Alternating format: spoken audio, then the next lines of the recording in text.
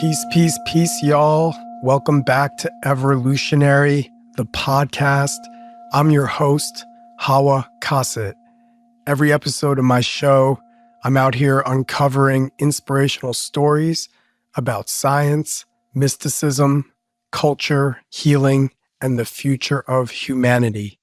And lately, I can't help but be fascinated by how Bitcoin continues to dominate conversations and news headlines. Look, y'all, if you're not surfing the Bitcoin wave, you definitely have caught glimpses. Bitcoin scorched past 100,000 this month. It has been on a tear. If you haven't heard, the country of El Salvador in South America officially adopted Bitcoin as its legal tender and currency. This happened all the way back in 2021. So if this is the first time you're hearing about it, you're 3 years late. Crazy to imagine. In 2022, more Salvadorians had Bitcoin Lightning wallets than they had bank accounts. Conversations around Bitcoin have largely remained focused on the opportunities for profit and gain. But lately, I've been curious around the metaphysics of Bitcoin. Metaphysics is the study of reality, existence. And so today in my solo episode, I share about my adventuring into the world of Bitcoin and why I decided to do so. And then all the conflicts and hypocrisies I've been encountering along the way. I'm not going to be able to get into all the granularities and contentious points. For example, I know that it's a lot to unpack the huge environmental footprint that producing Bitcoin requires. It's a huge amount of energy to mine Bitcoin, and the emission of fossil fuels does create planetary ecosystem instability. And speaking of instability, the ups and downs in our lives, the chaoticness that sometimes can make you feel like you've lost everything and are drowning. The loss of someone you love, the ending of a relationship, losing your job, feeling heartbroken by things that are out of your control. The feeling that 2024 has been an emotional roller coaster is strikingly similar to the volatile ups and downs of Bitcoin. Is it possible that Bitcoin is mirroring the whiplash of human psychology, our great elation and joy juxtaposed against our deep depression and sorrow? And is there something for us to learn by remaining equanimous, balanced, and not losing our cool and acting like fools when things seem like they've crashed and we have nothing left in our pockets? Is having patience and not reacting impulsively and trusting the process the way for us to unlock how to surf the waves of change? Bitcoin's extreme volatility, to me, it mirrors the emotional aspects of human nature. It's our extreme optimism, which then is followed by our crushing despair, right? It's our moments of exhilaration, which then are followed by our profound fear. The crypto market's sharp fluctuations, they actually reflect, to me, our collective psychological state. They show us that markets are not only driven by logic, but they're driven by human emotion. And so we need to really understand human emotion and speak to it. These cycles are reflective of the larger human condition. Bitcoin's volatility could, for this reason, be a metaphor for the human psyche itself. We're prone to highs and lows. We're always searching for meaning, and we're often blinded by our greed. Ultimately, though, we all just want stability.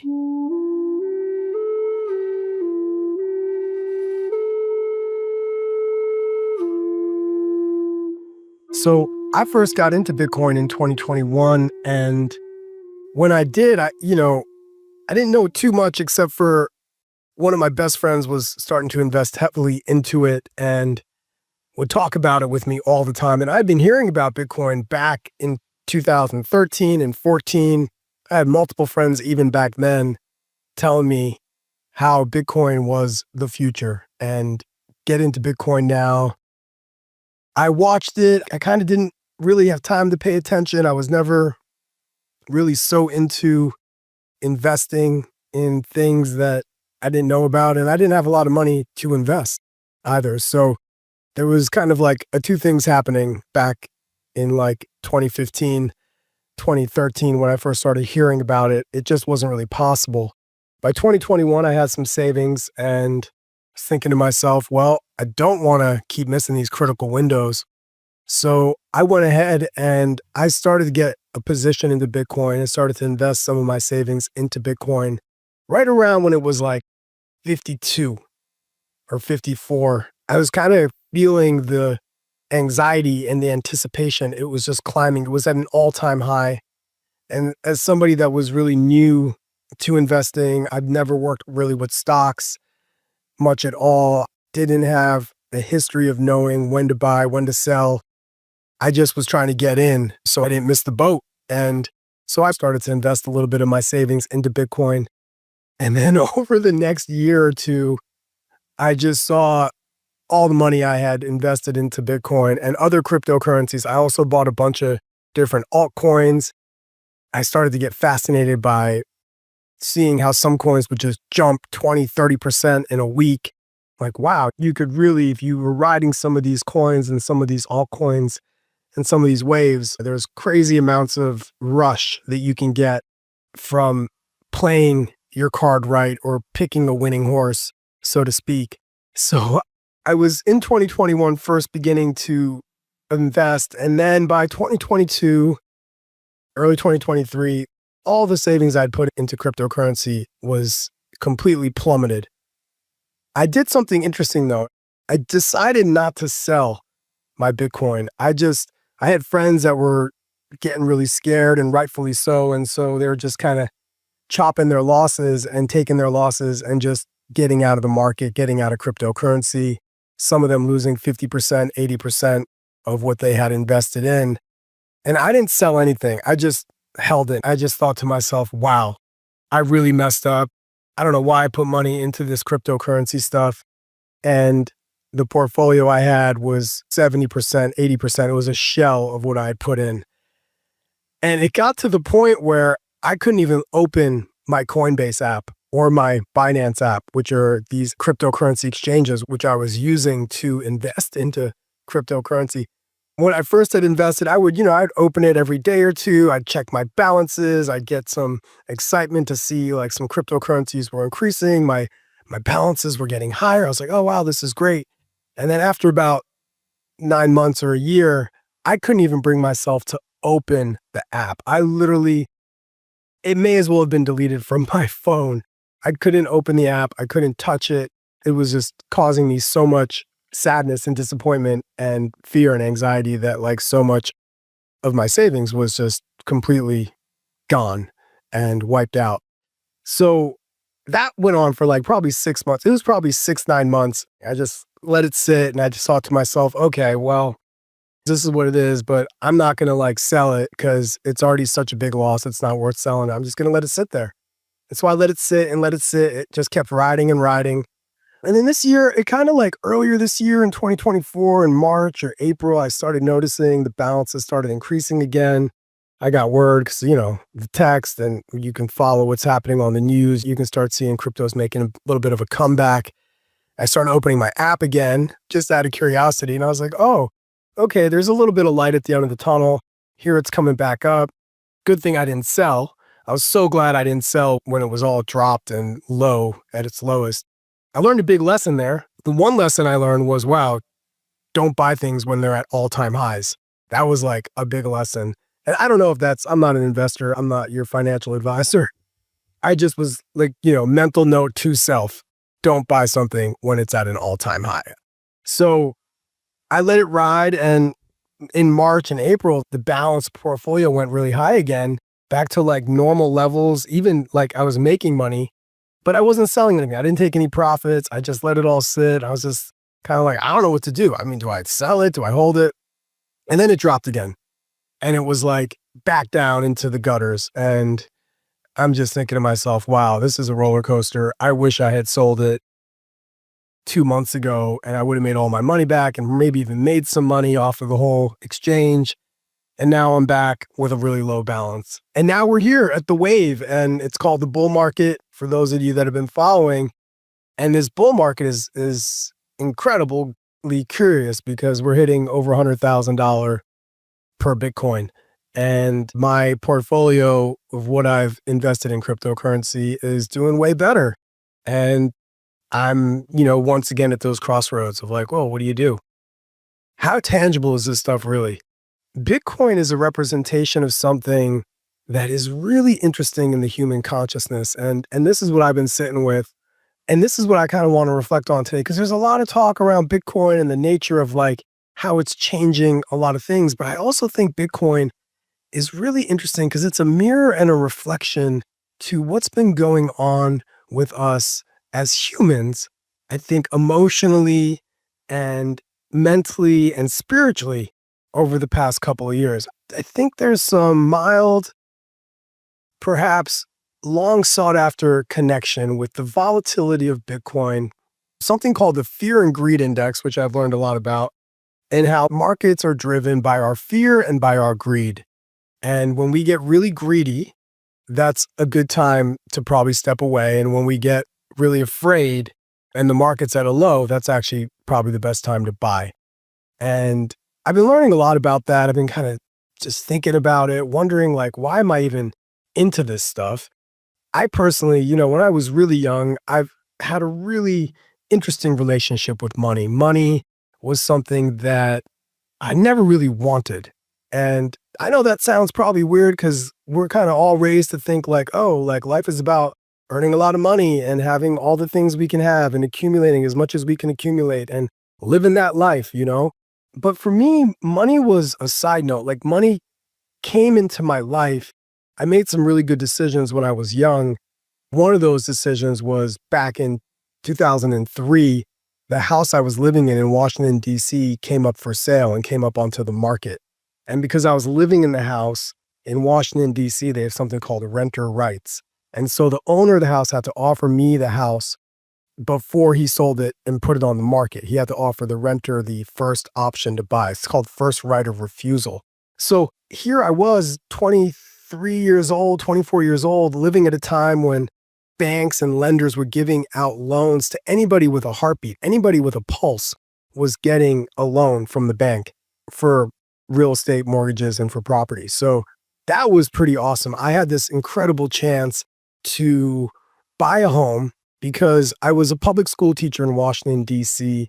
I had a D.C. government job. I didn't have a lot of savings at all. I was right out of college.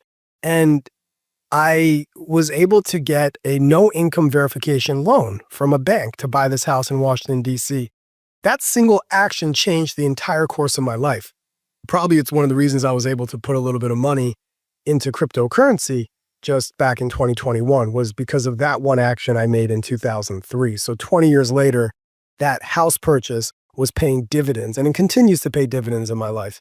But what was interesting was when I bought that house, I wasn't in the market. I wasn't looking to buy a house. I bought the house because the house was offered to me. Literally, the owner knocked on my door and said, hey, you're living here. You have a lease for this property. You want to buy it. I wasn't in the market. I wasn't looking. It just happened because it found me. And that was kind of been my relationship with money. I could have done a lot of things when I went to college. I could have studied finance. I could have studied economics. I could have been a business person. I'm pretty savvy with business, with numbers, building a nonprofit from scratch for 20 years. That takes some business acumen, but I never went to school for any of that stuff. And it's fun. I have fun with it, but I never have lived life with the desire to be like, oh, what's the occupation I can have to make the most money? Oh, what can I do to earn the most money? What's the route to creating the most profit? That's just not how I've been wired. My whole life, if you listen to my earlier podcast episodes, it's been really shaped by these experiences that I've had overseas in India, living in different parts of the world, traveling to different parts of the world, where I've seen a lot of people living with very little to nothing in terms of the basic necessities and needs of life, running water, electricity, enough food to eat. So I had always been driven with wanting to be someone that could offer hope and serve and somehow create impact to improve the lives of people who didn't have access to things like education and food and running water. And so for me, it wasn't about could I get to Wall Street and could I make $10 million? For me, I was going through college and graduating from college with the desire of thinking like, oh, how can I serve? Like, I want to give back. And making money and like thinking about, oh, a career path that's going to make money, that never really was important to me. When I bought that house, I didn't even believe in home ownership. I was in many ways partly an anarchist in my philosophy and my values. I've always resonated really deeply with the quote, the earth does not belong to us, we belong to the earth. And so I've always had really interesting questions and an interesting relationship with the idea of ownership and property and owning property. I've changed that relationship over the years. My relationship has evolved over the years. And I am more at peace with this idea of having assets, having property, being able to own something, I think is a fundamental human right. And every human should be able to own their own home. I think that would be a beautiful thing for humanity where we built a world where every human has a right to ownership of their own home, their own piece of land, somewhere they know they can always be safe and belong. So because I want that for other people, I shouldn't keep that for myself. And so I use that reasoning to move me forwards in my own life and my own pursuit of deciding how my life in service and the public sector, being a nonprofit director, being a public school teacher, being an artist and a poet, how these things were not very lucrative, but I was always frugal enough. I would save enough money. I would find ways to make a little go a long way. And I was really efficient and effective with what I would earn. I didn't spend a lot of money. I would save what I got. And when I saved money, I would save it, put it away for a rainy day, but I would also reinvest it in things that would generate hopefully more opportunities for me in the future.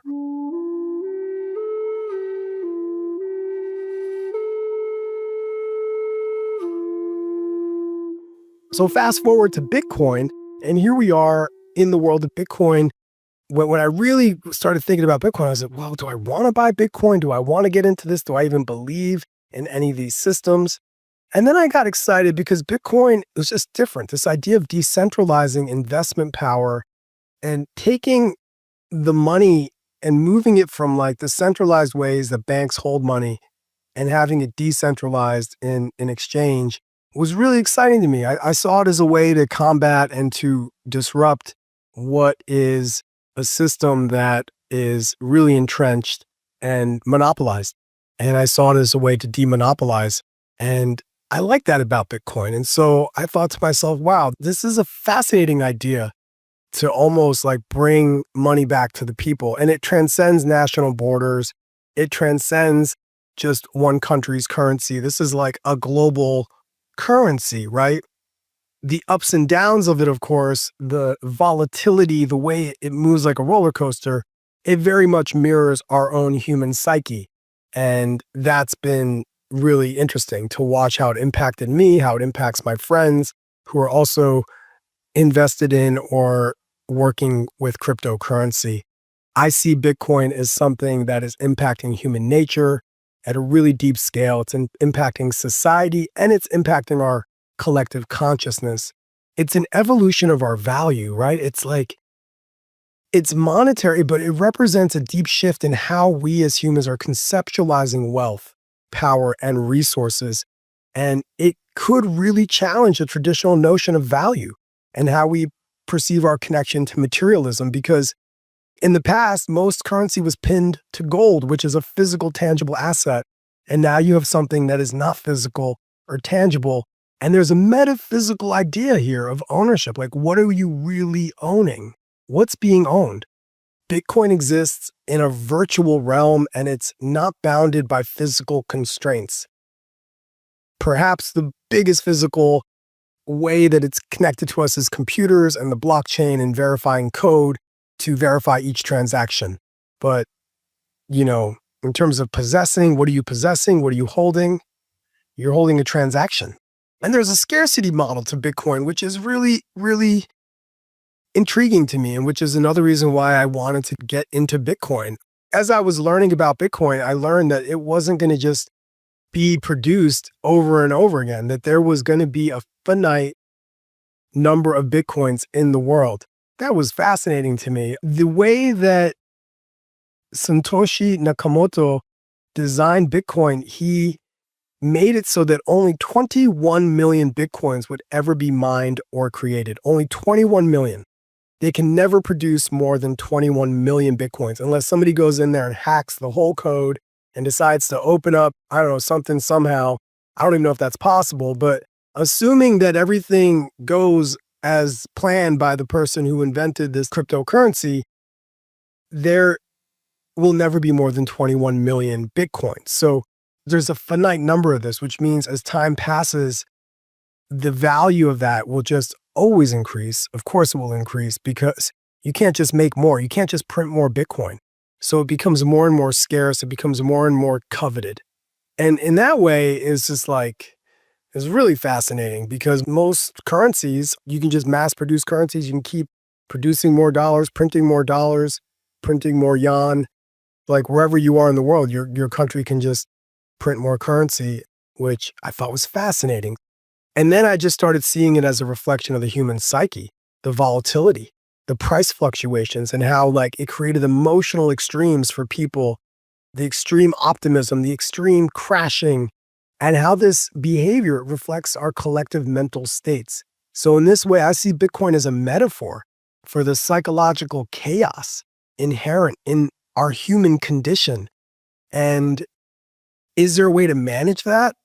I think that's the question. I think as we think about healing and transforming the world, we have to ask, like, what is balance? And is it possible to create balance where volatility is difficult to live in? It's difficult for those that have experienced trauma. It's difficult to be in volatility. So this is something to think about too, is just like, will Bitcoin ever become something that's just stable? And then if it does become stable, how would that mirror or reflect in our human consciousness and our human psyche? So I think it transcends a lot of the central authorities that often lead us into what become coercive situations where one country has a monopoly on the power or the global currency. Bitcoin is a direct threat to that.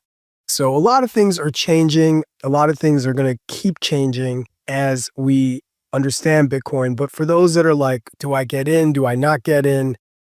How does this affect me? It does affect you. Look, it's going to affect you because it's going to impact global currencies around the world.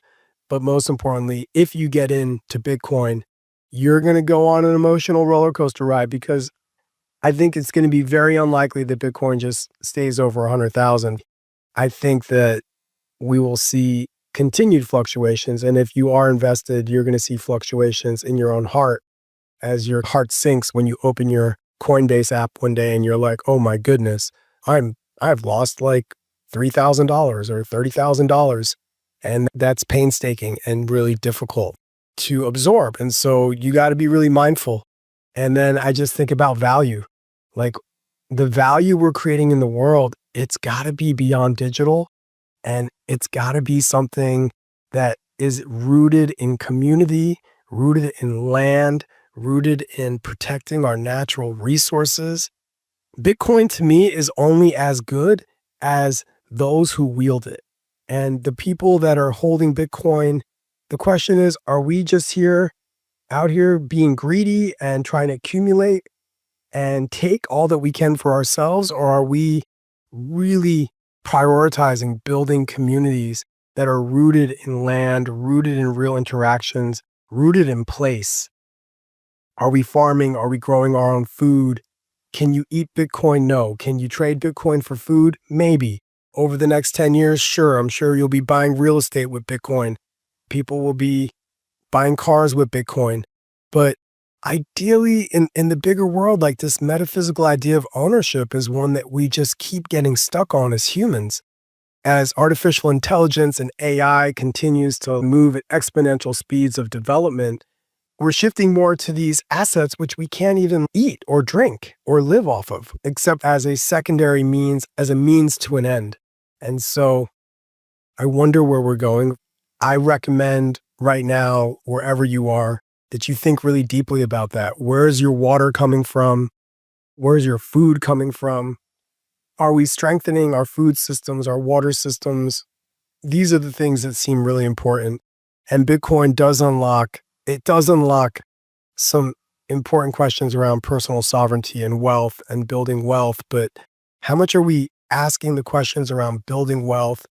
And if building wealth is all we are trying to do, then how are we potentially being selfish? And how is our selfishness preventing us from building a world where everyone can really access and have a level of comfort in their lives that doesn't require them to work 2 or 3 jobs? These are the questions for me. Human nature, this says a lot about human nature because it's another opportunity to ask ourselves, like, the concentration of wealth, this idea of accumulating as much as we can, does it hurt us or does it help us? And in the long run, where does it take us? Where does it get us? And what are we hoping to achieve?